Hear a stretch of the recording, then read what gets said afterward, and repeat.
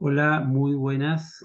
Quiero darles la bienvenida a todos y a todas a este nuevo taller de lectura en teología contemporánea. Vamos a estar leyendo juntos y también comentando juntos el libro de Javier Melloni y José Cobo, Dios sin Dios, una confrontación, editado por Fragmenta, una editorial española que publica esta obra de ambos autores. Hoy entonces es la primera sesión de nuestro libro y vamos a comenzar entonces con la presentación de la lectura que hoy tenemos, eh, que hoy tenemos asignada.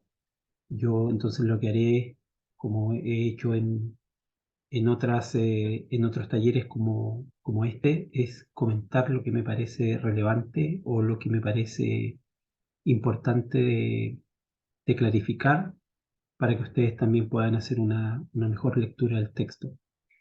Entonces, en ningún sentido voy a comentar todos los elementos que aparecen en cada uno de los capítulos, sino que, como les digo, aquellos que me parecen más relevantes, los que requieren un desarrollo un poco más extenso, una aclaración, especialmente en conceptos o referencias que en este caso los autores puedan estar usando.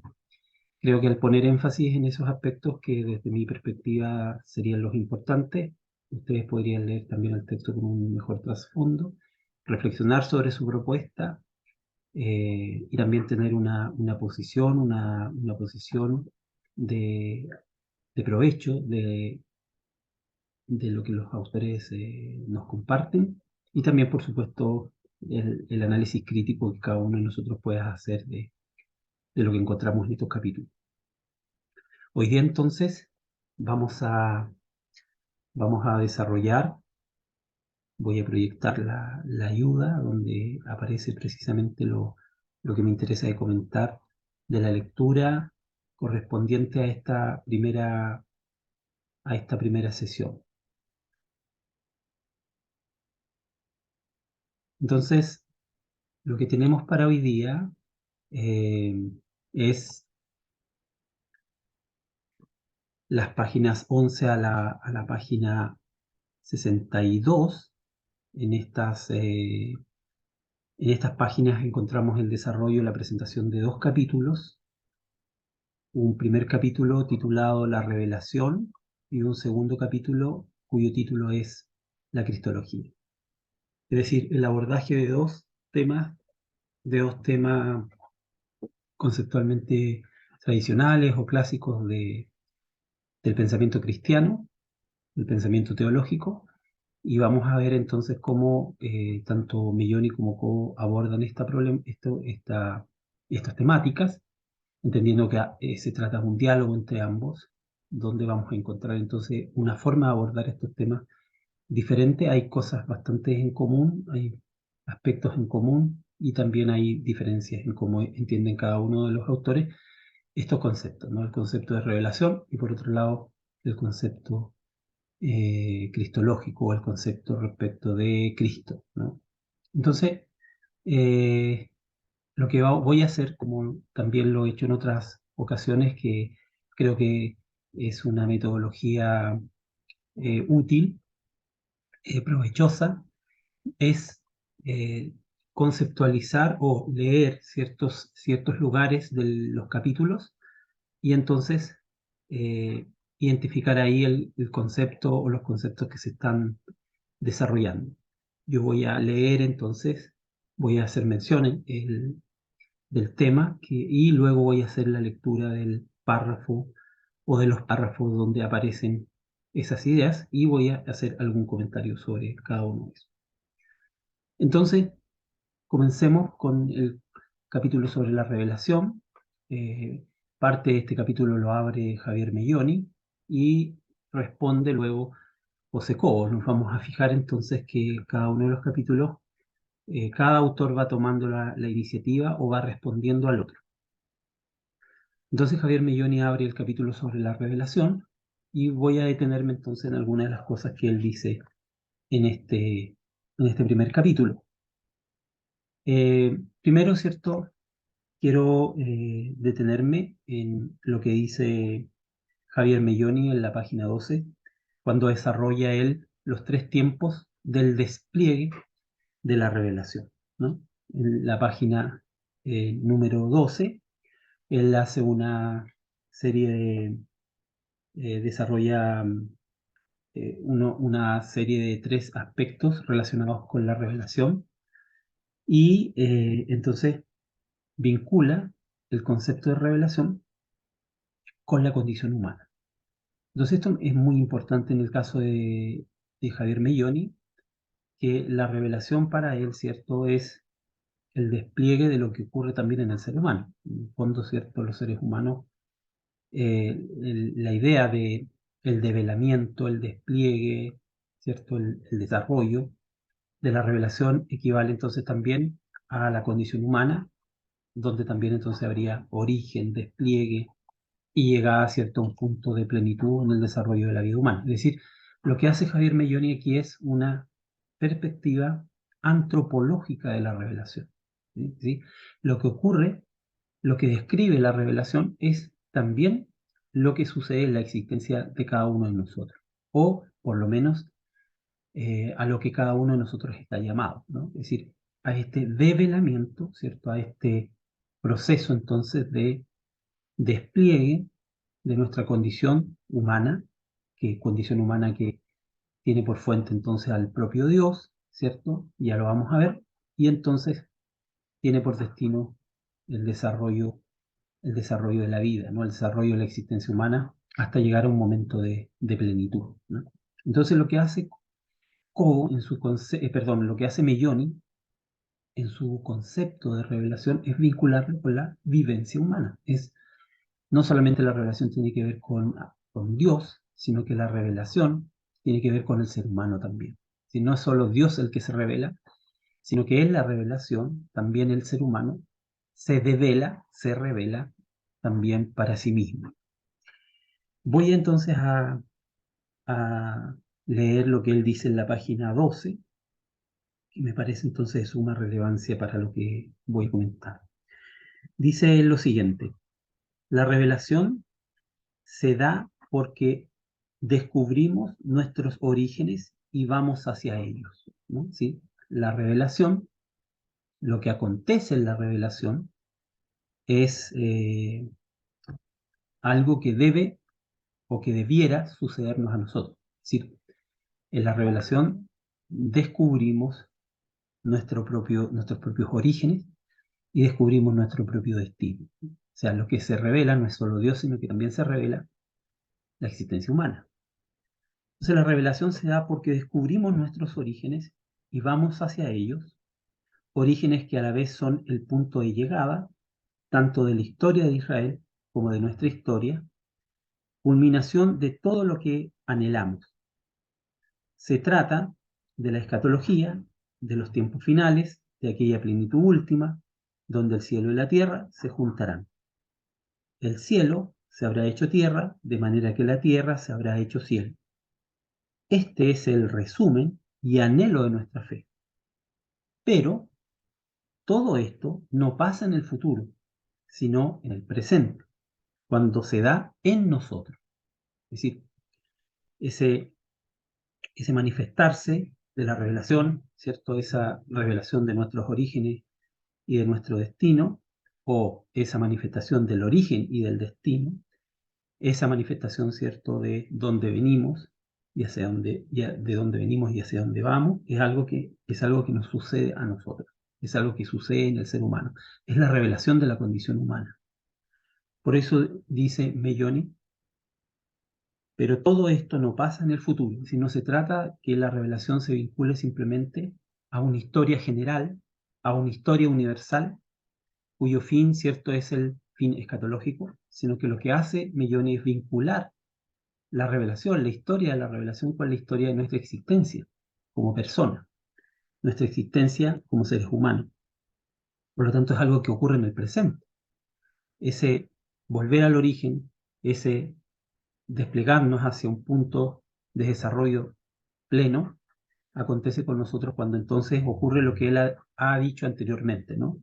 Esas tres momentos de la revelación como descendimiento, ¿cierto? El segundo momento como apertura y el tercer momento como ascensión, ¿no? Entonces, hay una perspectiva antropológica, ¿no? Existencial, ¿cierto? De la revelación. La revelación no es algo que ocurre simplemente en la historia, ¿no? No solamente ocurre en la historia general, ¿cierto? Sino que ocurre en la historia de cada uno de nosotros, ocurre en nuestra existencia, ¿no? Por eso ocurre en el presente. Entonces dice Milloni, cuando se da en nosotros la apertura al acto de revelación, cuando acogemos esa revelación, que sucede cada instante, ahora y aquí, en cada momento. Y si estamos plenamente abiertos y disponibles, cielo y tierra se unen aquí, ahora, ¿no? Se encuentran aquí y ahora, justamente en esta apertura a la revelación, que es la apertura a nosotros mismos, ¿no? Al descubrir nuestro origen o de dónde venimos, pero también lo que nos sostiene y hacia dónde vamos. Entonces, el despliegue de la revelación equivale también al despliegue de nuestra propia existencia. Una segunda idea importante que desarrolla Javier Melloni en este primer capítulo es la definición de Dios y el teomorfismo. La definición de Dios y el teomorfismo. ¿Cómo define Melloni a Dios? De hecho, esta es una de las cuestiones que se destacan de la reflexión de Melloni, aun cuando por supuesto no es por primera vez que se define a Dios de esta manera, pero el modo en que él la retoma, ¿no? Y dice él en la página 15, dice lo siguiente: hay muchas formas de acercarse a aquel o a aquello que llamamos Dios. Hay muchas formas de acercarse a aquel o aquello que llamamos Dios. Una de las definiciones que Melloni encuentra la más sugerente, dice él, es la siguiente: Dios es la plenitud del ser, es decir, Dios es la plenitud de lo real, es la plenitud de la realidad, que da al ser en plenitud. Es decir, Dios es la plenitud de la realidad y Dios es el que da el ser, la realidad, a esa plenitud. Hay aquí una circularidad, ¿cierto? Es decir, Dios es el ser, ¿cierto? Dios es lo que da plenitud al ser y Él es la plenitud de todo lo que hay. El concepto de Melloni sobre Dios es claramente un concepto nutrido eh, nutrido por el pensamiento occidental, por precisamente la noción de ser, la noción de realidad. Melloni interpreta la idea de Dios como vinculada entonces con la realidad creada, el mundo creado, ¿cierto? Este mundo, y ve a Dios como fundamento de este mundo, como el origen de este mundo y también como aquello que conduce a la realidad hacia su plenitud. Bueno, vamos a ver, tal vez no es algo que subrayé o voy a subrayar en mi comentario, en mi lectura de la perspectiva de Coe en relación con esto, pero Coe se va a oponer a esa definición de Dios y va a decir más bien que Dios es el innombrable, ¿no? Dios es el nombre que no cabe, no es posible que quepa en nada, ¿no? Por lo tanto, Dios es lo indefinible, ¿no? Dios es lo infinito, lo que escapa a esa posibilidad de analogía o de relación con el mundo. Y ahí hay una diferencia radical entre ambos. Melloni relaciona a Dios con la realidad y ve a Dios como el origen, ¿cierto? La plenitud, como Dios presente en la realidad, no solo como el origen de ella, sino que también como la dinámica que lleva a lo real hacia su plenitud. Y por eso puede decir también que la revelación tiene que ver con la experiencia del ser humano. Entonces, como vamos a ver, va a subrayar más bien la radical diferencia entre Dios, la posibilidad incluso de definirlo, Para Cobo, el nombre de Dios será el nombre más bien de una falta, de algo que no está y que nunca puede estar, de una diferencia radical con nosotros y con el mundo. Entonces ahí hay una distinción, una diferencia sumamente importante que tal vez podemos comentar posteriormente si suscita alguna duda. Pero en principio, esta es la definición de Melloni. Dios es la plenitud del ser, ¿no? La plenitud del ser, lo que hace al ser pleno, que da también al ser en plenitud. En Dios, su ser y su donación son inseparables. Es decir, para Melloni, Dios es donación pura, ¿no? Dios es un darse continuamente, un donarse continuamente. No entiende Melloni la idea de Dios como un Dios contenido en sí mismo y por lo tanto separado, y ahí entonces vamos a ver una diferencia con Cobo. No entiende a Dios como un Dios separado, sino como un Dios que se comunica continuamente, se está comunicando continuamente y por eso está continuamente dando su ser, o como dirá en otra parte también Melloni, dando su perdón continuamente, porque Dios está siempre en comunicación, siempre está conectado a la realidad y la realidad a Él. Entonces es pura donación, es puro darse. Dios no puede sino darse a sí mismo continuamente. Por eso habla de que el ser de Dios, o sea, donación, ¿cierto? Y ser es lo mismo, y son inseparables, dice, ¿no? Él es, Él es, y aquello que es pura donación, es puro darse, ¿no? En palabras bíblicas, neotestamentarias, es pura gracia, ¿no? Es puro darse, dice aquí Cobo, ¿no? Dice Melloni. Como dice con palabras más simples Juan, Dios es amor, aquello que es Dios en esencia y en existencia es puro y continuo derramamiento de sí hacia aquello otro de sí, es decir, puro derramamiento de sí hacia aquello que no es Él, ¿no? Por ejemplo, es puro darse a nosotros, es puro y continuo darse a nosotros, que seríamos estos entonces otros de sí, que no somos Él, ¿no? ¿Sí? Esta es la concepción que tiene entonces Melloni de Dios. Bueno, y esto entonces es lo que permite también entender el concepto de lo teomórfico, ¿no? Es decir, si Dios está comunicado con toda la realidad, y no es que esté comunicado en un momento determinado, sino que siempre es pura comunicación, es pura donación, es puro darse continuamente, porque Él es el ser de la realidad y la realidad está en Él es la plenitud del ser y la plenitud del ser es Dios.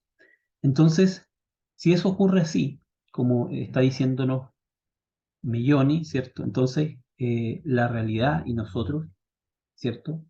Somos teomorfos, ¿no? La realidad tiene la forma de lo divino, la forma de Dios. Bueno, aquí quiero detenerme entonces en un siguiente texto, la página 16, donde él acude entonces a esta visión de la idea de Dios desde una perspectiva teomórfica, ¿no? Así que todas las cosas tienen esta forma de lo divino, ¿no? Dice en la página 16 lo siguiente. Si Cristo, según la carta a los Colosenses, es la imagen visible de Dios, Cristo es la imagen visible de Dios, Dios que es invisible, y Adán y Eva están hechos a imagen y semejanza de Dios, significa que tenemos impresa en nosotros la imagen del Cristo que se revela en el ser humano, ¿no? Entonces noten ustedes, si Cristo es entonces la imagen de Dios y Adán y Eva están hechos a la imagen y semejanza de Dios, Adán y Eva entonces son la figura de la humanidad, significa entonces que todos los seres humanos, ¿cierto? En todos los seres humanos está impresa la imagen de Cristo que se revela en el ser humano. ¿Mm? Es decir, lo que hace aquí Melloni es que la imagen de Cristo no solamente está en razón en razón puramente de la redención, sino que la imagen de Cristo está también en función de la creación. Es decir, hemos sido creados a imagen de Dios, hemos sido creados a la imagen de Cristo. Entonces, toda la humanidad y todos los seres humanos tenemos impresa la imagen entonces de Cristo, y entonces en lo humano se desarrolla y se despliega esa imagen. Dice aquí entonces Milloni, no es que Dios sea antropomorfo, sino que nosotros somos teomórficos. No es que Dios, ¿cierto?, tenga forma humana, sino que más bien nosotros asumimos la forma divina. Nosotros, ¿cierto?, vamos asumiendo en nuestra humanidad, en la medida, ¿cierto?, que la imagen de Dios es la imagen de Cristo, y Adán y Eva entonces no solo tienen la imagen de Dios, sino que en la medida que son los representantes del humano, también llevan en sí la imagen de Cristo. Entonces, no es que Dios sea en forma humana, sino que más bien nosotros somos en forma de Dios.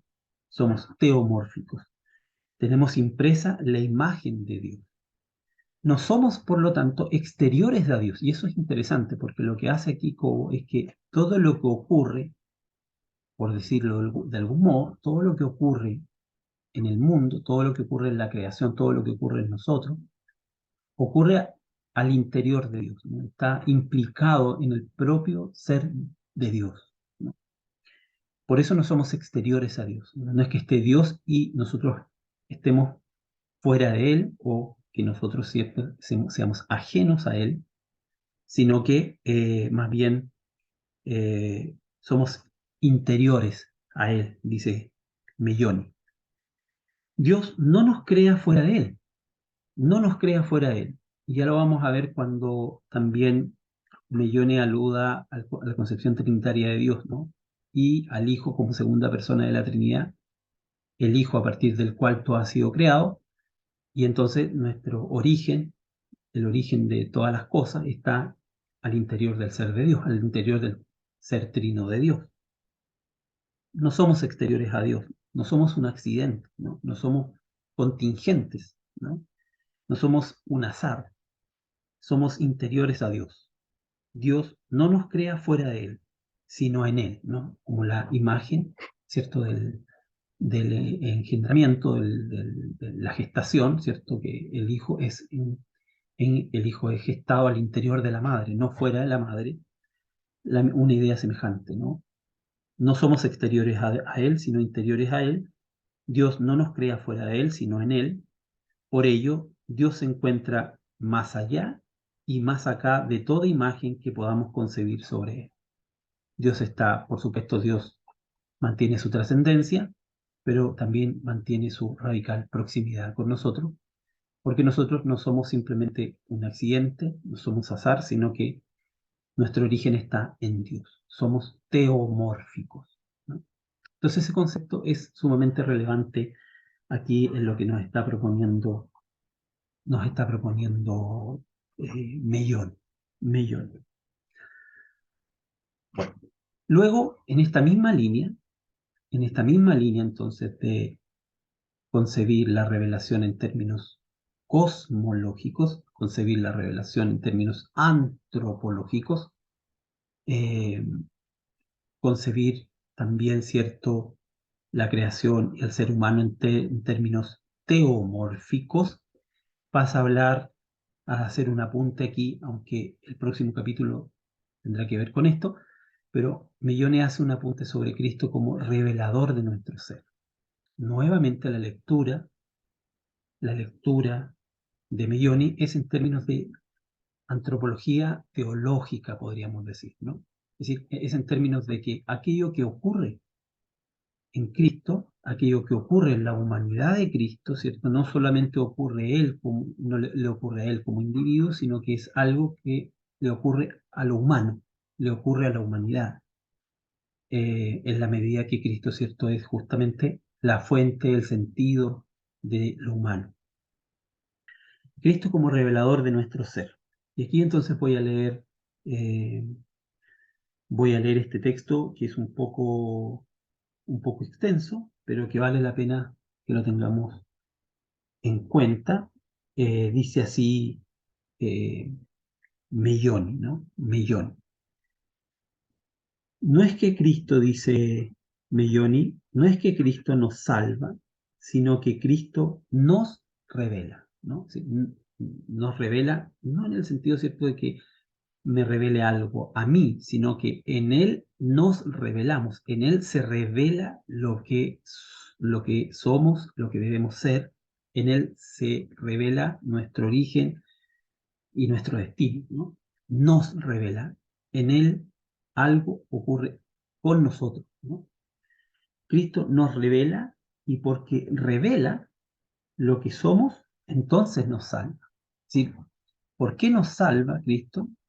Nos salva porque justamente en Él se revela lo que somos y se revela lo que podemos llegar a ser.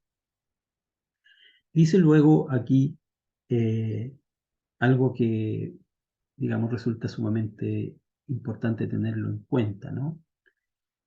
Dice Mellone lo siguiente: en este proceso de hacerse, ¿cierto? En este proceso entonces en que Cristo nos revela lo que somos, en este proceso de hacerse, Cristo irrumpe como la revelación y anticipación de nuestra plenitud, de nuestro cumplimiento. Él es la revelación y la anticipación de lo que somos y estamos llamados a ser. En nosotros es aún un proceso. En nosotros, entonces, se da lugar a un proceso. Porque es evidente que en nuestra vida hay mucho desorden, mucha confusión. Lo que en Jesús ya se ha realizado, en nosotros se va realizando. En la medida en que en Jesús ya se ha dado, es salvación, porque Él es el garante de aquello que en nosotros aún está aconteciendo. Cristo es la revelación de nuestra terminación. Jesús es nuestra anticipación, porque Él entonces anticipa lo que hemos de llegar a ser, pero también Él es el que hace posible que eso que comienza llegue hasta, llegue hasta su meta, llegue hasta su destino final.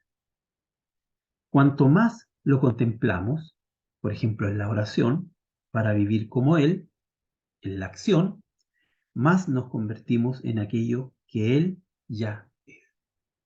Entonces, así como Melloni desarrolla un concepto de revelación, que es algo que más bien tiene que ver con nuestra existencia y nuestra propia experiencia humana, nuestro propio desarrollo como seres humanos, lo mismo ocurre con Cristo. Cristo es entonces ese inicio, ese comienzo, esa anticipación de aquello que debe ocurrir con nosotros, con cada uno de nosotros en el presente. Él anticipa esa vida, ¿cierto? La pone en su origen, pero también la encamina hacia su destino de plenitud. Entonces, otra vez hay una concepción antropológica de la cristología. Cristo como revelador entonces de nuestro ser o de lo que hemos de ser. Luego, en este esfuerzo de definir la revelación desde su perspectiva, ¿cierto? Javier Milloni cita aquí a una filósofa española en la página 20, que es María Zambrano, para entonces, ¿cierto?, otra vez cerrar su primera intervención con lo que él entiende por revelación. Y cita entonces a María Zambrano diciendo lo siguiente, ¿no? Otra manera de decirlo es con palabras de María Zambrano. Todo es revelación, todo es un develarse, ¿no? Todo está de alguna manera en un estado de ocultamiento, pero todo es potencialmente, puede llegar a desplegarse, desplegarse a un estado de revelación, de manifestación, de develamiento, y ese proceso es el proceso entonces en ir desde nuestro origen, desde nuestros comienzos, hasta nuestra plenitud, nuestro desarrollo más pleno. Todo es revelación, todo lo sería de ser acogido en estado naciente. Es decir, todo sería revelación si todo es acogido en un estado de comienzo, de inicio, ¿no? Si todo lo vivimos en un estado de conciencia de que siempre es posible comenzar. Siempre algo está comenzando. Nunca nada está finalmente llegando a su término, sino que todo está en un estado de continuo recomenzar, continuo originarse y caminando entonces hacia su plenitud. La propia existencia es revelación, dice Zambrano.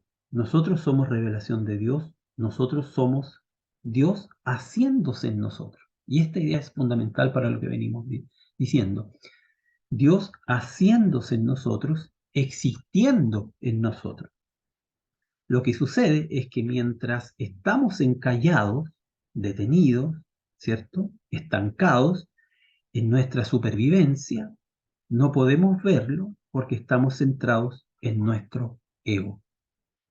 Ciertamente nuestro ego no es la profundidad de lo que somos, sino la falsa identificación con lo que no somos. Es aquello que se ha de deshacer para que se manifieste lo que somos. Y esto es lo que más tememos mientras estamos egocentrados, porque estar egocentrado es no ir hacia ningún lado, es declararnos de algún modo concluidos, realizados. Pero lo que está proponiendo aquí, ¿cierto? Melloni, también citando a María Zambrano, es que estamos continuamente en tránsito, estamos yendo, estamos en camino, ¿no? Sin embargo, el egocentrismo es justamente el término de ese proceso, el término de ese tránsito, por creernos que ya nos hemos apropiado de lo que somos, por creer que ya, o por creer, ¿cierto?, que todo gira alrededor de nosotros o que el mundo somos nosotros, es detener esa marcha, ¿no? Esa marcha, ese proceso de concebirnos como en estado naciente, siempre en proceso, siempre yendo hacia algo, hacia un destino, y entonces siempre considerarnos en camino, ¿no? En camino y en proceso. Y eso sería entonces vivir la vida bajo la categoría de revelación, bajo la categoría de algo que se está develando, algo que está en proceso de mostrarse con mayor claridad, algo que está yendo hacia su momento de plenitud total. Y eso sería la experiencia de Dios en nuestra vida. Eso es la experiencia de Dios. Ese es Dios participando en nuestra existencia. Dios caminando con nosotros. Dios haciendo posible y sosteniendo nuestra existencia. Pero siempre bajo esta lógica de la donación, ¿no? El Dios que está siempre comunicándose, siempre impulsando, siempre generando vida, siempre promoviendo la existencia humana. Entonces, esta lectura que hace Javier Melloni del concepto de revelación es muy interesante porque entonces hay intentos de vincular esta categoría teológica muy abstracta, muy difícil de entender en el mundo contemporáneo, con la experiencia humana, ¿no? Con la condición del ser humano en términos de un ser en camino, un ser en proceso, y también con el aspecto crítico de que el proceso se termina cuando nos detenemos en nuestro ego o cuando estamos egocentrados, ¿no? La revelación supone entonces un éxodo, concebirnos desde el éxodo, desde esta salida, desde nosotros mismos, para ir entonces hacia la fuente, hacia aquello que es nuestro origen, pero también hacia aquello que es el destino de nuestra vida, hacia aquel momento de develamiento total, que es el momento de plenitud de la existencia humana. Entonces no hay contradicción, excepto en esta dimensión de lo egocentrado, entre ese develamiento, ese mostrarse, y el mostrarnos, el develamiento de nuestra propia existencia. Bueno, veamos cómo responde, o por lo menos cuál es el énfasis que pone José Cobo en relación con con este mismo concepto, ¿no? Bueno, Cobo, por su parte, dice que Dios no es la sustancia del mundo, no es la sustancia del mundo. Lo que va a hacer Cobo es subrayar la trascendencia absoluta de Dios respecto del mundo y no este lazo, no esta vinculación con la existencia humana, o con la vida humana tal como lo desarrolla Melloni, ¿no? Dios no es la sustancia del mundo, es decir, Dios no es el ser, Dios no es el ser, Dios no es equivalente a aquello que hace, ¿cierto?, que el mundo sea de una cierta manera o que acompaña los procesos del mundo ni los procesos, ¿cierto?, de la vida humana en búsqueda del destino de cada uno o de la realización de cada uno. Eh, o se va a enfrentar entonces o va a confrontar la tesis de Melloni bajo la concepción o bajo el desarrollo de la concepción bíblica de los ídolos o del ídolo y bajo la idea que, según él, en la teología bíblica se subraya la absoluta distancia de Dios con el mundo creado y con el ser humano, y entonces esa distancia supone un modo de relacionarse con Dios distinto, ¿no? Un modo que conlleva la obediencia, que conlleva responder a una ley, a un mandato, que está relacionado con algo, y ya vamos a ver, ¿no? Bueno, quiero leer entonces algunos textos de la participación de Cobo en este diálogo, y voy a partir entonces por la página 23 y luego voy a hacer un salto a la página 30 donde aparece otra vez repetida esta idea para que vean que es una idea importante. Dice Cobo lo siguiente: a mí me parece que la experiencia bíblica de Dios se comprende a sí misma, se comprende a sí misma, ¿no?, frente a la experiencia típicamente religiosa de la divinidad. Es decir, hay una comprensión de la experiencia de Dios, hay una comprensión propiamente bíblica de la experiencia de Dios que es diferente, que es distinta a la experiencia típicamente religiosa de lo divino, es decir, a cómo tradicionalmente hemos concebido lo divino o el ser humano a lo largo de la historia ha experimentado lo divino, que es, dice Cobo, la que de algún modo ha expuesto Javier, es decir, la idea de la experiencia de Dios desde el punto de vista de cómo típicamente ha sido concebida. Esa es la que ha expuesto Melloni según Cobo, la cual es en la Biblia calificada sin embargo de idolatría. ¿Sí? La concepción de Melloni la califica Cobo como de idolatría, no en un sentido claramente despectivo o malicioso, ¿cierto? Sino que vamos a ver qué es lo que comprende o entiende Cobo por idolatría. ¿Por qué? ¿Por qué idolatría? Un ídolo es una cierta idea, un concepto de Dios, tenemos un cierto concepto de Dios, o una cierta imagen de Dios, ¿cierto?, que ya se encuentra presente de algún modo en la cultura humana, en la experiencia humana, ¿no? De hecho, un ídolo siempre muestra la posibilidad del hombre. Este es un poco el punto o el lugar desde el cual realiza Cobo la crítica a Melloni, que Melloni siempre se aproxima a la idea de Dios, se aproxima, ¿cierto?, al concepto de revelación, se aproxima también a la cristología desde la antropología, ¿no? Es decir, cuando desde la antropología, cómo Cristo responde a el ser humano. Desde el ser humano, entonces, cómo la revelación se vincula con la experiencia humana. Entonces, Cobo dice, un ídolo siempre muestra la posibilidad del ser humano. Y en este sentido, un ídolo aún tiene demasiado que ver con el hombre, como para que pueda ser Dios. Un ídolo, en el fondo, es un ideal. En definitiva, la promesa de una vida plena, ¿no? Un ídolo, en definitiva, es una fuerza, una potencia, y el ídolo siempre promete lo mismo. Si tú participas de esta fuerza, si tú participas de esta idea de revelación, de esta idea de Dios, entonces de mi fuerza te harás fuerte, ¿no? Te harás fuerte. Es decir, Dios como garante de la realización humana, Dios como garante del mundo o como garante de la realidad. Bueno, entonces, en otro lugar, en la página 30 esta vez, dice algo otra vez importante para la crítica que hace Cobo a Milloni, ¿no? En la página 30, ¿cierto? Dios no es la sustancia del mundo, entonces dice, Dios no es sustancia en modo alguno, ¿no? La palabra sustancia es una palabra muy precisa, una palabra que fue utilizada en la historia de la teología para decir que Dios era el ser, Dios es la realidad.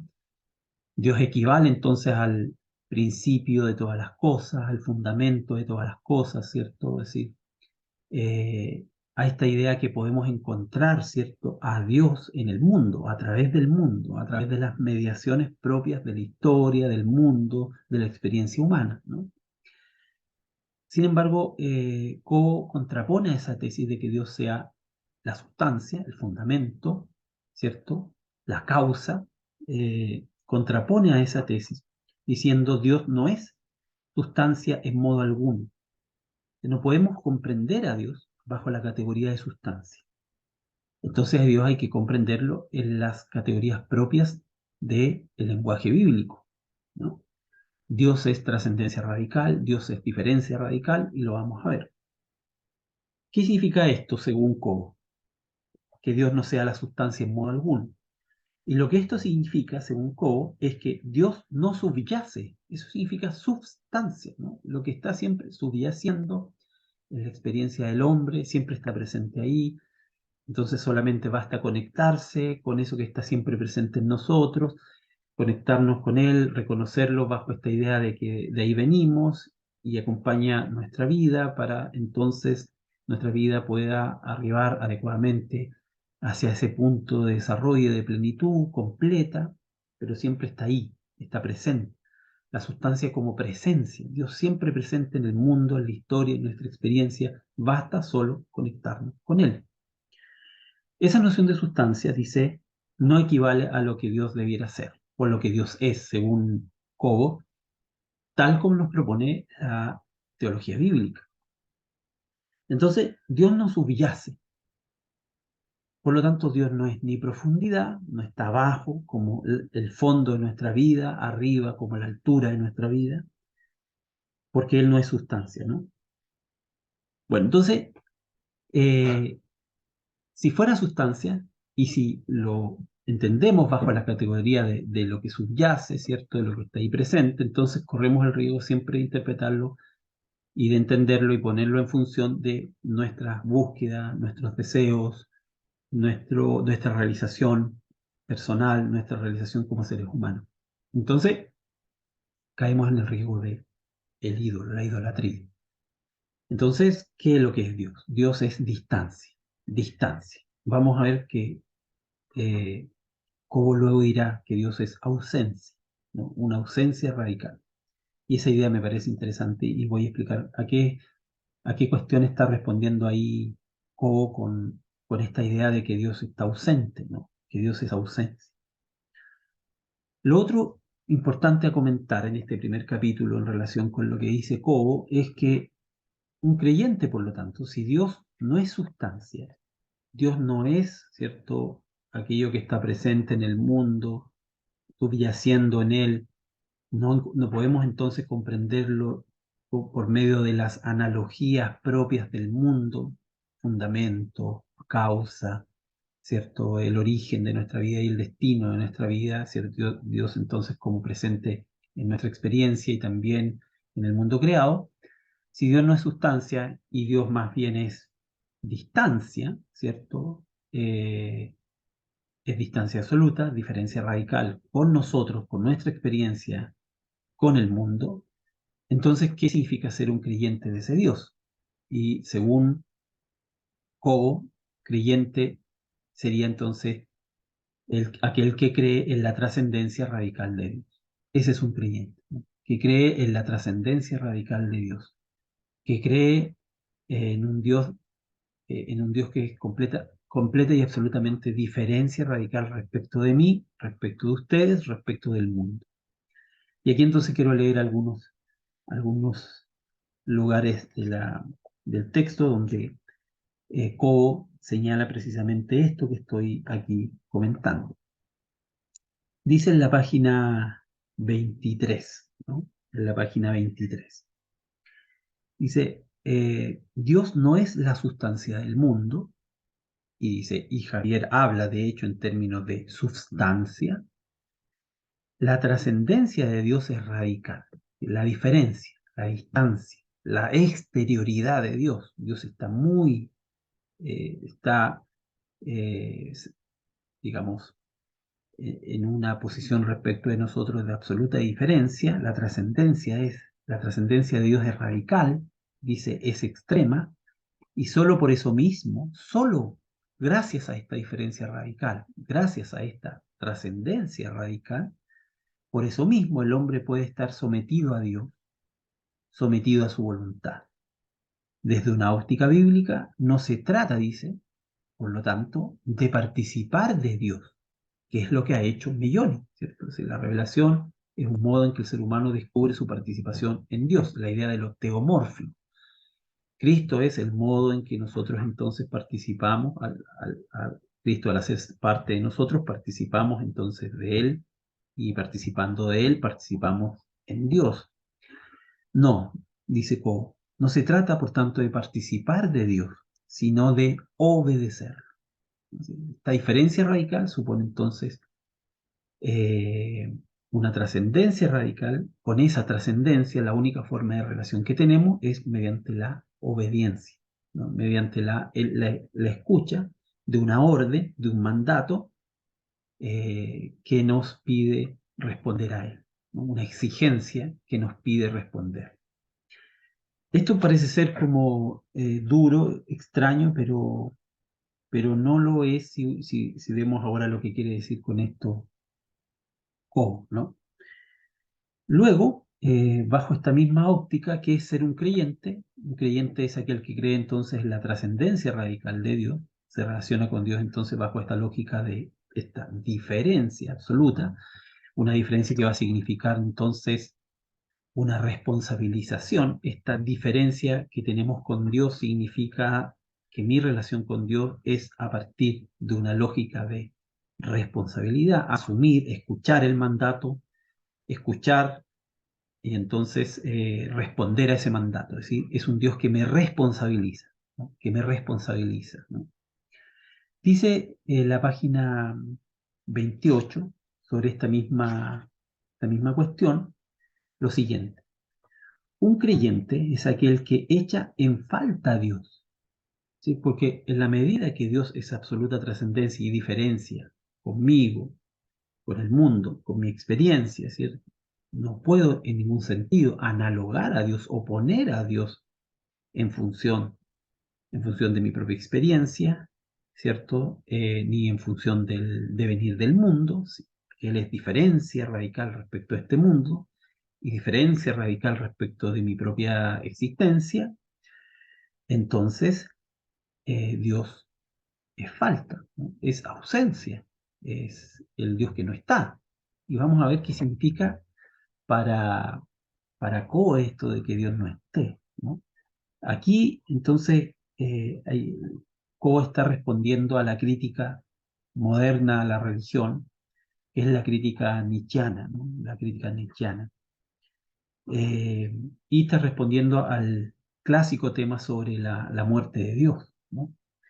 Entonces, Dios en falta, mejor dicho, aquel que se encuentra sujeto a la falta, a la desaparición, al eclipse de Dios, por emplear una expresión, ¿cierto?, de Martín Buber, ¿no?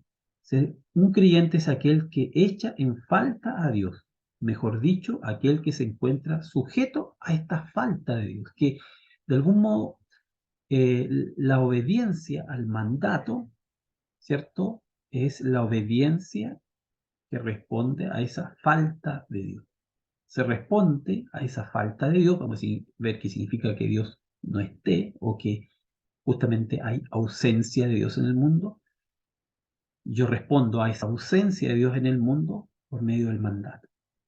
Esa es mi forma de responder a la ausencia de Dios, a la ausencia del Dios o al Dios en falta, tanto en mi experiencia como en la experiencia del mundo, pero más bien tiene que ver con la experiencia del otro. Lo vamos a ver también. Dios es ausencia entonces. Quiero subrayar eso. Dios es ausencia de Dios. Eso es Dios no es presencia. La noción de sustancia es lo que ha hecho Melloni. Melloni constantemente subraya la absoluta proximidad de Dios, la presencia de Dios, ¿no es cierto? en el mundo, en nuestra vida, y trata de comprender ahí la idea de revelación, ¿cierto? La idea de la experiencia humana de la revelación, la experiencia humana de Cristo. En Cristo se desvela lo que hemos de ser, ¿cierto? En la revelación se desvela lo que hemos de ser, ¿sí? La idea de la proximidad de Dios, ¿no? De la cercanía de Dios. O por otra parte dice, no, diferencia, exterioridad, trascendencia absoluta, ¿no? De Dios. Y aún más, dice más bien ausencia de Dios, falta de Dios. Eso es Dios. Dios es ausencia de Dios. ¿Cómo hemos de entender esa ausencia de Dios? Y entonces la respuesta de Cobo a esto es como responsabilidad, responsabilización, ¿cierto? La ausencia de Dios supone entonces un mandato, ¿cierto? Si queremos recordar, por ejemplo, la famosa frase de Isaías, ¿cierto? Heme aquí, ¿quién irá por nosotros?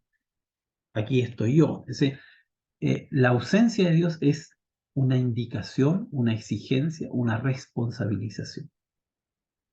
Y entonces, quien quiera relacionarse con Dios verdaderamente bajo esta lógica de la absoluta trascendencia de Dios, absoluta falta de Dios, entonces tiene que responder a ese mandato que surge de la ausencia de Dios, ¿no? De la falta, del Dios en falta. Y bueno, adelanto que lo que hace Jacobo es vincular esa ausencia con el sufrimiento, la injusticia, la maldad, ¿es cierto? El sufrimiento, la pobreza, etc. Bueno, Dios es ausencia de Dios, falta de Dios. Y aquí, página 25 a la 26, es muy importante lo que dice Cobo en relación con esto, y leo y pasamos al próximo capítulo. Mi convicción es que Dios nos llama con la voz de los excluidos. Entonces ahora entendemos qué significa un Dios trascendente, aparentemente un Dios que no está, porque hay tanto mal en el mundo, hay tanta injusticia, hay tanto pesar, hay tanto sufrimiento en el mundo, Dios no está. Esa es precisamente la argumentación, por ejemplo, del ateísmo o de la crítica a la religión, ¿no? Es una crítica al teísmo, ¿no? O sea, si Dios está presente, Dios ha creado, Dios ha sostenido el mundo y lo sigue sosteniendo y no está ausente de él, la noción teísta, la crítica que se ha hecho al teísmo en el siglo XX, ¿cierto? Que es la crítica entonces al Dios sustancia, al Dios que se supone está siempre presente, que sería un poco la tesis de Melloni, aunque Melloni lo va a vincular más al desarrollo de la existencia humana, a la experiencia existencial humana, lo va a vincular a la antropología, la ausencia de Dios, ¿cierto? Que es la crítica entonces a la religión en el mundo contemporáneo. ¿Cómo hemos de interpretar esa ausencia de Dios? ¿Que no hay Dios o que Dios se relaciona con nosotros en esa ausencia? Que Dios se relaciona con nosotros en esa ausencia, que creyente en Dios es aquel que cree en esa ausencia y por lo tanto se comporta como creyente, ¿no? Es decir, obedece a esa falta, obedece a ese mandato que es estar en falta, un mandato que es la falta de algo.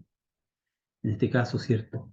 Dios nos llama con la voz de los excluidos, de los que en principio no parecen capaces de Dios, de los que en modo alguno pueden esperar nada de una divinidad típicamente religiosa, es decir, de una divinidad que en ningún sentido podríamos encontrarla en ellos, ¿no? Porque la tesis de Melloni podría ser la tesis de aquellos que tienen una vida más o menos realizada, entonces se preocupan por sí mismos, por su realización, pero ¿qué pasa con aquellos que más bien sufren, son los excluidos, ¿no?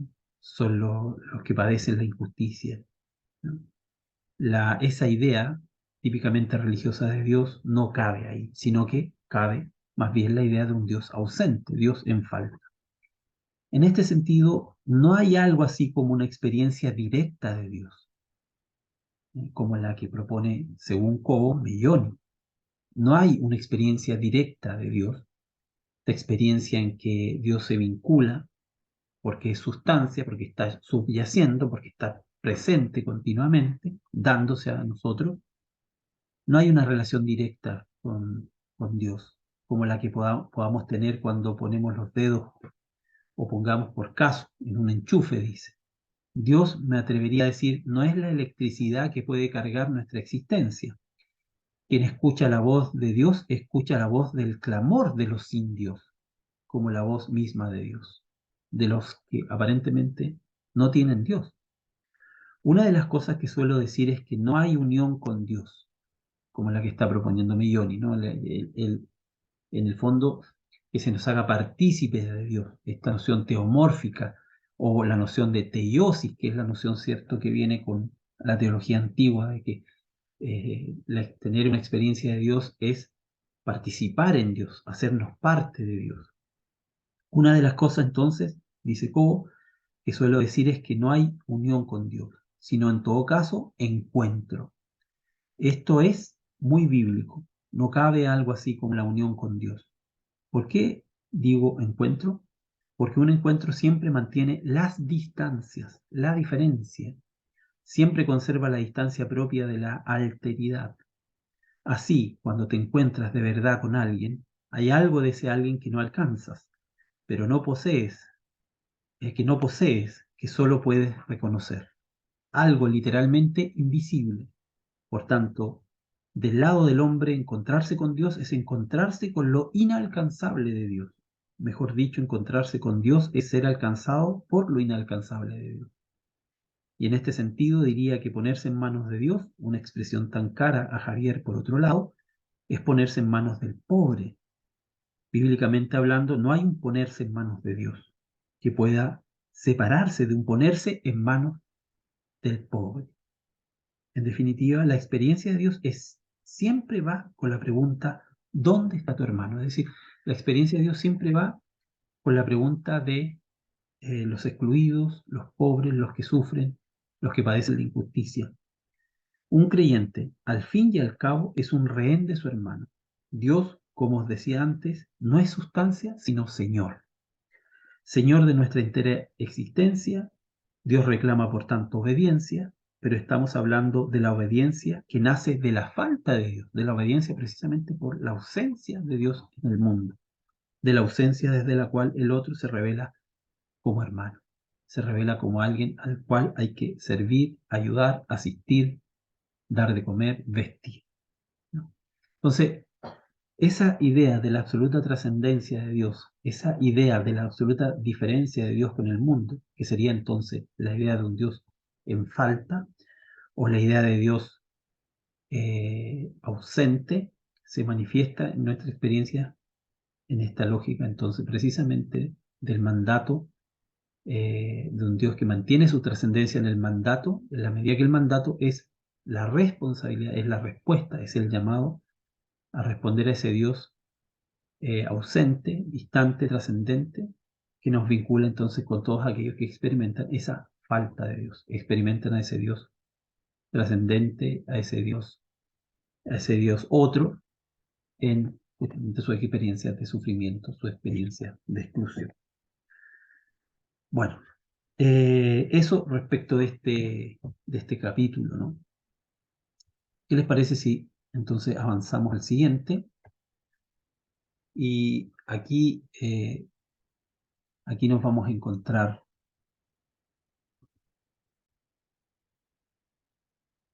Bueno, este capítulo lo abre esta vez Coe, es el capítulo que se titula La Cristología, y vamos entonces a ver cómo estos dos autores se aproximan, ¿cierto?, a la figura de Cristo y a la concepción de la redención, eh, desde cada una de sus respectivas posiciones, ¿no? Bueno, Cobo parte señalando en este capítulo la necesidad de profundizar en la comprensión de la encarnación, ¿no?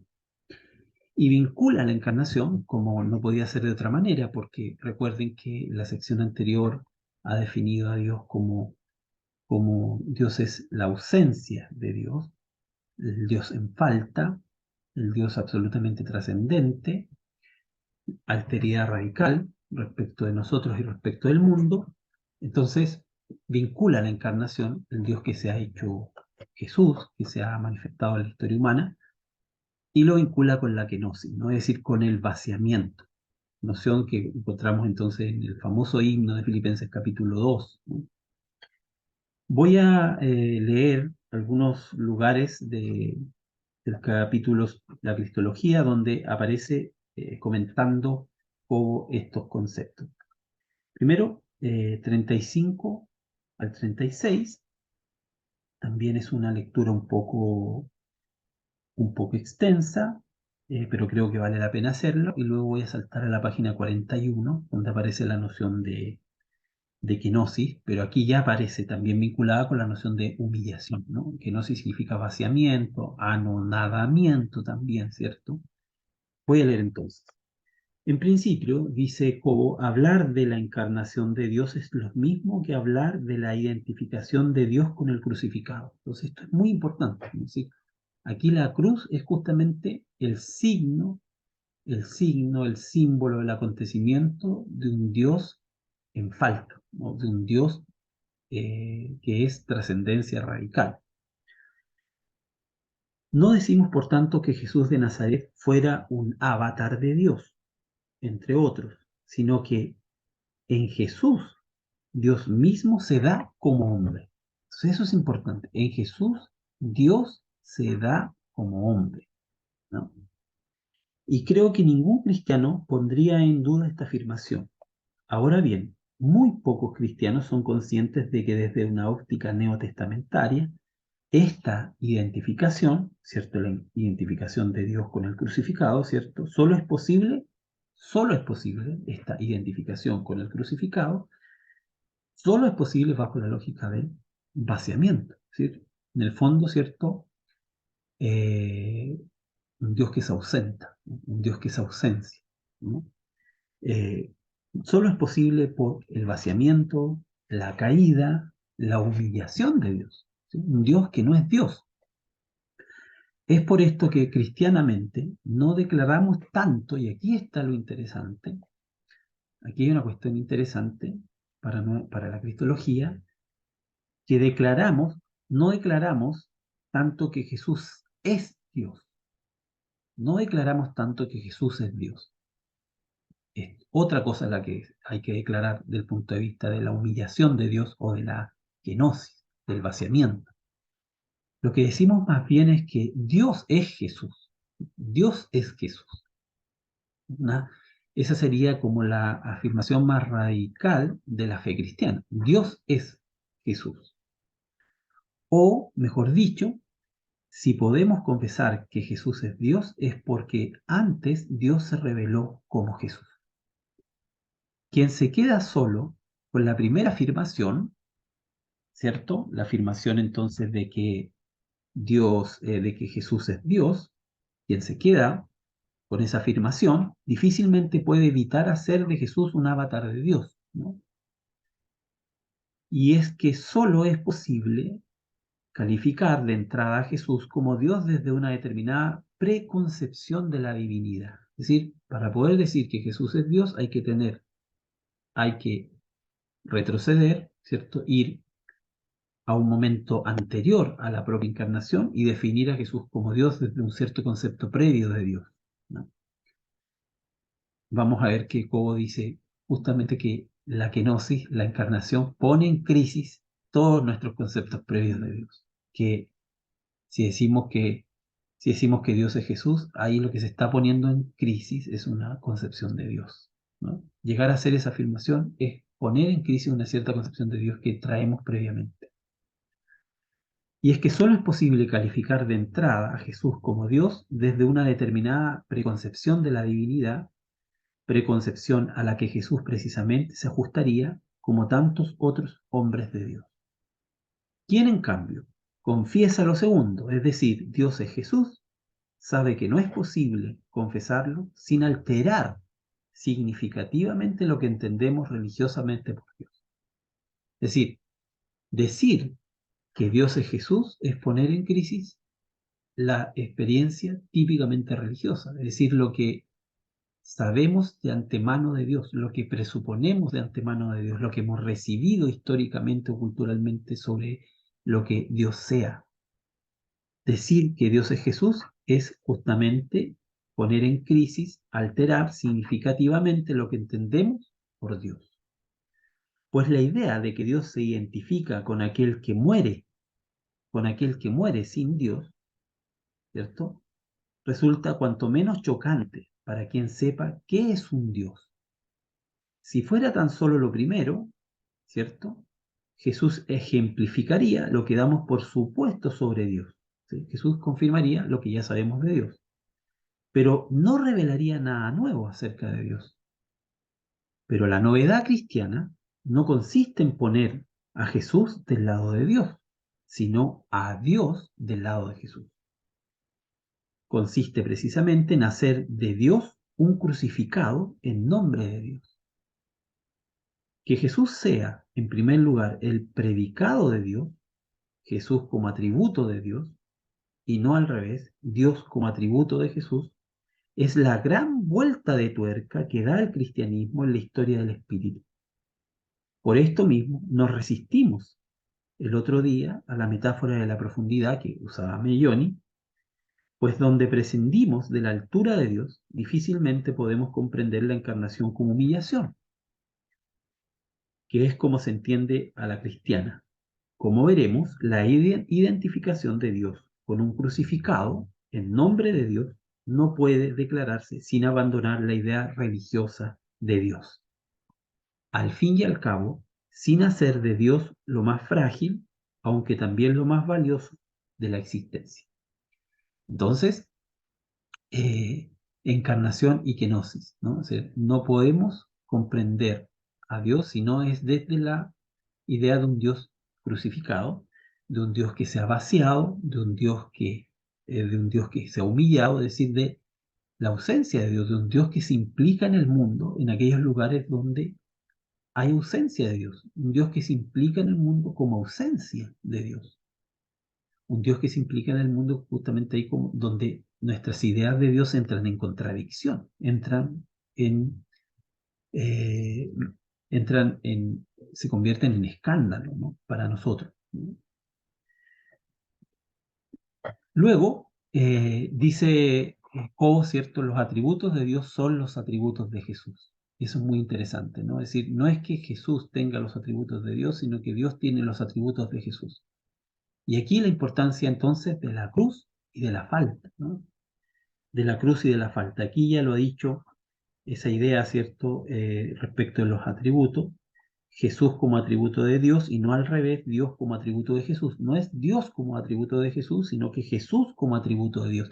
Jesús explica a Dios y lo explica a partir de la experiencia de la cruz, a partir de la experiencia de la falta. La cruz es la experiencia de la ausencia.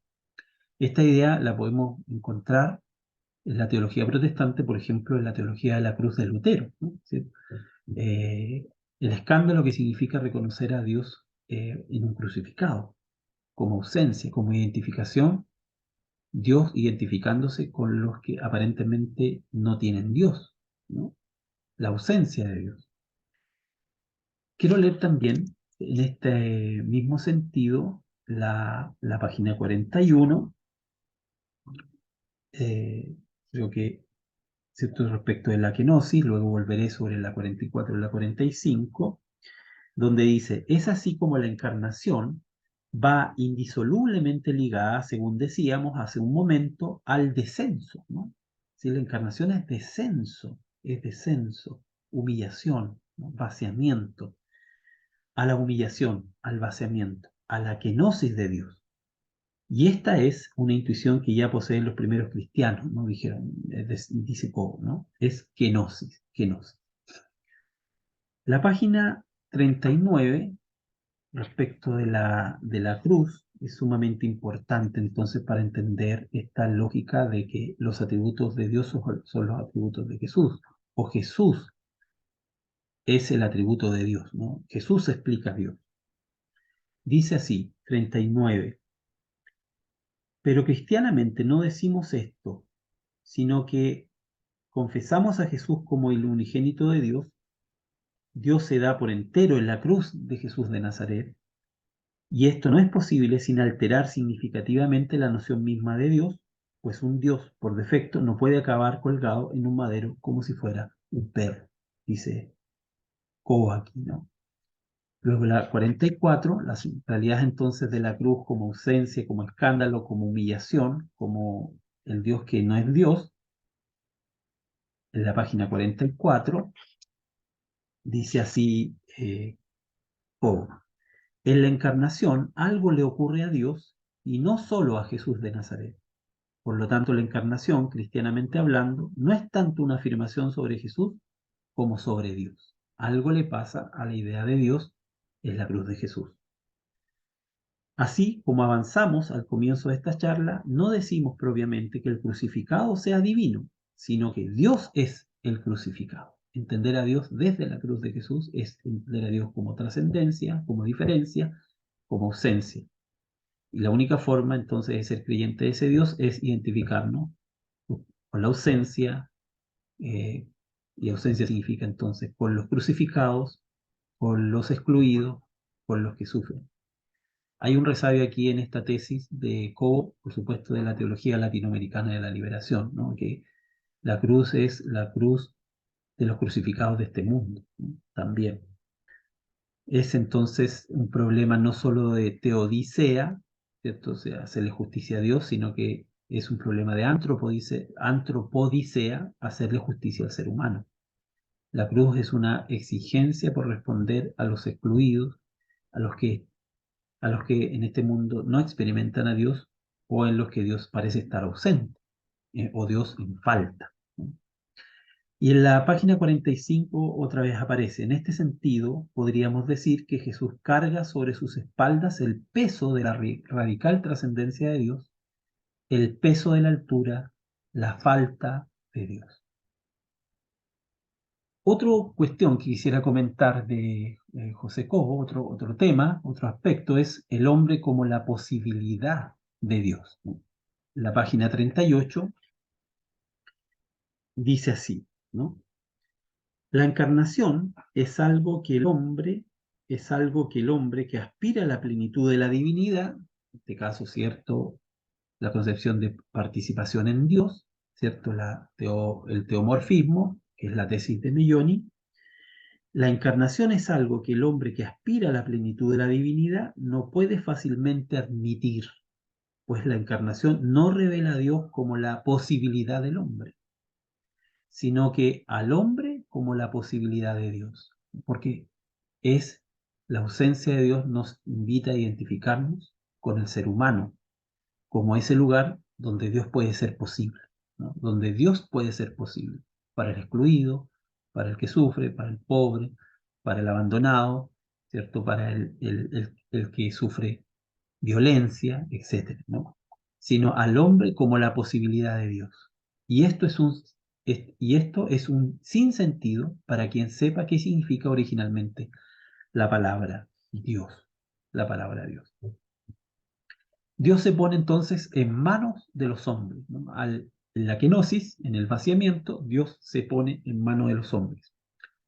Recordemos esta idea, ¿cierto? Que ante la idea del Dios trascendente, trascendencia que significa, ¿cierto?, la diferencia de Dios con la creación, la diferencia de Dios con los seres humanos, la idea de un Dios en falta, la idea de un Dios ausente, eh, el creyente se pone en relación con ese Dios ausente escuchando el mandato, responsabilizándose con aquellos que experimentan la ausencia de Dios, ¿cierto? Recordemos entonces eso para entender esta idea de que Dios se pone en manos de los hombres, ¿no? Cuando dice en la página 48 o lo siguiente, ¿no? La página 48. Como si Dios solo pudiera darse poniéndose en manos de los hombres. Y esto es algo cristianamente decisivo, pues solo porque Dios se pone en manos de los hombres, como aquel que perdona sobrehumanamente a sus verdugos colgados de una cruz, podemos los hombres responder a la voluntad de Dios.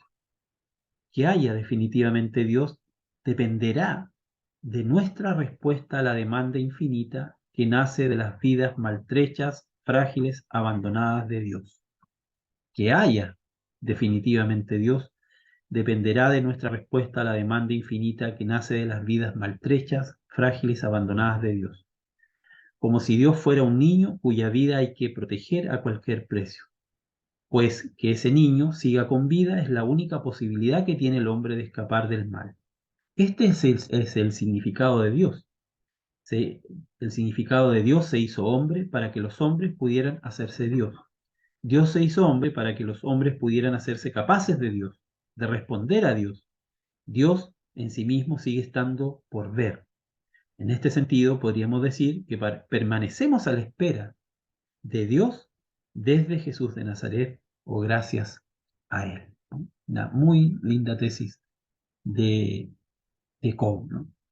Veamos entonces qué dice Javier Melloni en relación con esto, ¿no? Primero, Javier Melloni subraya ante lo que ha sostenido Coe, el énfasis que pone Coe en la cruz. Javier Melloni va a señalar que no solamente, ¿cierto? Eh, no solamente, ¿cierto? La consigna de la fe cristiana es la cruz, sino que es junto a la cruz también la resurrección. Entonces hay que darle un valor, una importancia también a la resurrección. Lo dice así, ¿no? Reconozco, dice, sin duda, sin ninguna duda, me parece primordial la centralidad del acontecimiento de la cruz como el lugar ineludible y supremo de la revelación. Reconozco, sin embargo, que mi punto de partida se sitúa más en la resurrección, que es el otro lado de la cruz, de la que José no ha hablado, y hace bien en no hablar de ella porque se corre el peligro de profanarla. Sin embargo, el cristianismo sería incomprensible o imposible, tanto sin la cruz como sin la resurrección. Las dos se han de tener en cuenta si queremos comprender la fe cristiana. Las dos se han de tener en cuenta si queremos comprender la fe cristiana, que el Cristo resucitado es el Cristo crucificado. Entonces, la importancia de la resurrección. Acá, luego Melloni eh, está de acuerdo con la tesis de Coe de la absoluta trascendencia de Dios. Sin embargo, Melloni va a acudir, ¿cierto?, a la teología clásica, a la teología dogmática, a la historia de las doctrinas, va a volver a la idea del Dios trinitario, a la idea del Dios Trinidad, para subrayar que si Dios es cierto, es trascendencia absoluta, es diferencia radical respecto de nosotros y del mundo, al mismo tiempo es proximidad infinita, proximidad absoluta. Es trascendencia y es proximidad. Melloni va a vincular la dimensión de la trascendencia con el Padre y va a vincular la dimensión de la proximidad con el Hijo, ¿no? Con el Hijo.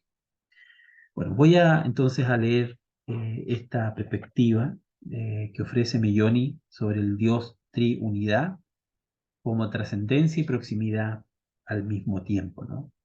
Página 50 a la 51 dice así: la concepción de un Dios triunidad es el resultado de un proceso de integración de ambas cosas. Por un lado, el Dios único y trascendente, propio de la fe de Israel, y a la vez el hecho de que este Dios trascendente se haya podido hacer contingente, inmanente, carne. De esta manera, poco a poco, se fue concibiendo que Dios, siendo un único ser y de una única naturaleza, es también una comunión y despliegue de personas. Estamos en un lenguaje analógico, porque la palabra persona referida a Dios es equívoca y nos podría hacer caer en el antropomorfismo que mencionábamos en la sección anterior. Con la formulación triunitaria, Dios mantiene su trascendencia a través de la persona fontal que llamamos Padre, y a la vez el mismo Dios, en otra dimensión en sí mismo, se hace inmanente y próximo al mundo, resultando uno de nosotros y con nosotros. Y el vínculo entre los dos, el flujo de amor que hay entre el uno y el otro, lo llamamos Espíritu Santo. Esto que hemos expresado en tan pocas palabras es el fruto de 4 siglos de una lectura lenta y pausada y rigurosa reflexión, ¿no? Entonces, frente a la tesis de la absoluta diferencia y trascendencia de Dios, que pretende criticar esta tesis de absoluta proximidad que sostiene Milloni, lo que hace Milloni es decir que se trata entonces de la trascendencia, pero también de la proximidad. Ambas dimensiones corresponden al mismo y único Dios, y ambas dimensiones se pueden entender desde la concepción trinitaria de Dios, ¿no? La concepción trinitaria de Dios. Bueno, Dios es don continuo, ya hemos leído algo sobre eso. Dios es don continuo, y lo dice de esta manera en la página 51 en adelante, y una parte de la página 52. Ahora bien, hasta aquí estamos en la teología clásica, lo que he dicho anteriormente. Aún no he dicho cómo personalmente entiendo quién es Jesús y cómo revela el misterio de Dios. No solo revela su misterio, sino que también revela el misterio de lo que somos nosotros mismos. Dice Melloni: desde mi punto de vista, en él se manifiesta el máximo de donación por parte de Dios, ¿no? Se manifiesta el máximo de donación, es decir, el cómo Dios se da de parte de Dios, pero también el máximo de donación de cómo se da el ser humano. Dios es el máximo de donación el máximo de donación, cómo se da Dios, cómo se revela el misterio de Dios, se revela como el máximo de donación, no solo de Dios, sino que también el máximo de donación del ser humano. Se revela entonces el misterio de quién es Dios y el misterio de quién es el ser humano. Jesús es el punto de encuentro en ambas dimensiones, ¿no? Es decir, en Jesús se revelaría este misterio, ¿no? El misterio de un Dios que se da máximamente, y el misterio de un ser humano que también está llamado a darse máximamente, ¿no? Entonces, no es que Melloni esté subrayando que el hombre esté centrado en sí mismo y que Dios justifique esa centralización en su propia experiencia, en su propio desarrollo, sino que si estamos centrados en Dios, estamos descentrados de nosotros mismos, por esta lógica de la donación. El misterio de Dios se revela como donación, y al mismo tiempo se revela el misterio del ser humano como donación. Todo esto converge en Jesús. Jesús es el punto de encuentro en estas dos entregas, y esto es lo que manifiesta y expresa la cruz. Dicho en palabras de Charles de Foucault, que es un teólogo de la espiritualidad francés, me parece, sí, francés, Jesús eligió el último lugar, y desde entonces nadie se lo puede quitar o se lo podría quitar. Aquel lugar es el del inocente crucificado. Y aquí es donde se da la plena revelación de lo que Dios es y la revelación de lo que el ser humano está llamado a ser. ¿Cuál sería esa revelación? Significa o es plena donación, amor sin límites, absoluta desposesión de sí para ser al otro, para dejar ser al otro. Absoluta desposesión de sí para dejar ser al otro, ¿no? Dios entonces como don continuo, y Jesús es la conjunción entonces, se dan en él esta entrega de lo divino y esta entrega de lo humano, y Jesús sería la conjunción, el encuentro de lo humano y de lo divino en esta misma dimensión. Así se pregunta respecto de esto Melloni, ¿no? Lo que Jesús es no podría ser la ejemplificación o la revelación de que Dios y el hombre son la misma realidad. O sea, si en Jesús se dan estas dos entregas, estas dos dimensiones del misterio de Dios y del misterio del hombre, entonces lo que Jesús es no podría ser la ejemplificación o la revelación de que Dios y el hombre son la misma realidad vista desde dos lados, la humana en proceso y Dios como plenitud. ¿No revelaría que nuestra existencia es la posibilidad de ir tomando conciencia como humanidad y como especie, con todo el cosmos, que todo el despliegue del universo es la encarnación continua de Dios mismo, en Jesús de Nazaret descubrimos con un máximo de claridad, de diafanidad, esta conjunción de lo humano y lo divino, porque todo él, como humano, se ha hecho transparente a la vida divina que había en él. No podemos concebir que a medida que en cada ser humano se da esta misma apertura, también en nosotros se produce aquello que en él ya se ha producido y que en nosotros se va produciendo. Algunos místicos cristianos lo han dicho y en su momento han sido considerados herejes, pero más tarde se ha podido reconocer su claridad. Jesús entonces sería esta conjunción entre el misterio de Dios y el misterio del hombre, el despliegue de Dios y el despliegue también del ser humano. Y termino con una última idea. Todo tiene su origen y su destino en el Hijo. La realidad entera, entonces, desde el punto de vista de Melloni, tiene su origen y su destino en el Hijo. Páginas 55 y 57. Simplemente es un texto complejo. Lo que intenta aquí hacer Melloni es mostrarnos, ¿cierto?, desde una perspectiva trinitaria, esta idea de que nuestro origen, nuestro destino no es exterior a Dios, sino interior a Él, que si todo ha comenzado, que si todo tiene su origen en el Hijo, recordemos en la teología cristiana, el mundo ha sido creado a partir del Hijo, con el Hijo, recordemos el prólogo de Juan, por ejemplo, entonces, ¿cierto? Todo se sostiene en Él y todo tiene su destino en el Hijo. La realidad entera está en el Hijo, ¿no?